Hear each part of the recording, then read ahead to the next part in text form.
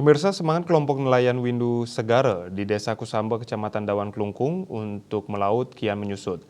Tak hanya karena hasil tangkapan sedikit, tetapi juga karena bahan bakar yang semakin sulit dicari.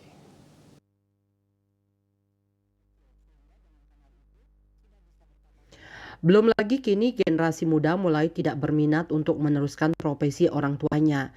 Mereka lebih tertarik kerja di kapal pesiar. Seperti yang dikatakan salah seorang anggota kelompok nelayan Windus Gare, Wayan Suraste.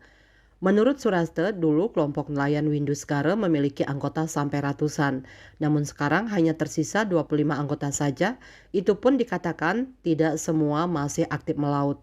Selain itu, Suraste mengatakan kalau hasil tangkapan nelayan tak seperti dulu lagi. Sejak beberapa bulan terakhir, sekali melaut nelayan hanya bisa membawa 25 hingga 50 ekor ikan saja. Sedangkan dulu, sekali menebar jaring tangkapan nelayan bisa mencapai ratusan ekor. Hal ini disebabkan faktor cuaca, kadang-kadang arus jelek, sehingga tidak bisa menurunkan jaring. Dengan hasil tangkapan yang sedikit, Suraste mengatakan tidak bisa mendapat keuntungan.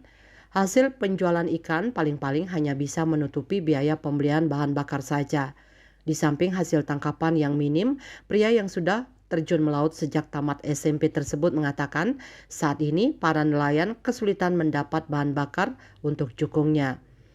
Penyebabnya bukan hanya karena pom bensin di pantai Segara yang vakum, tetapi juga karena ada perubahan regulasi. Jika dulu para nelayan hanya perlu menunjukkan kartu nelayan setiap membeli bahan bakar, kini cara tersebut sudah tidak berlaku. Diganti dengan aturan baru, yakni harus menunjukkan surat rekomendasi dari kepala desa dan juga barcode.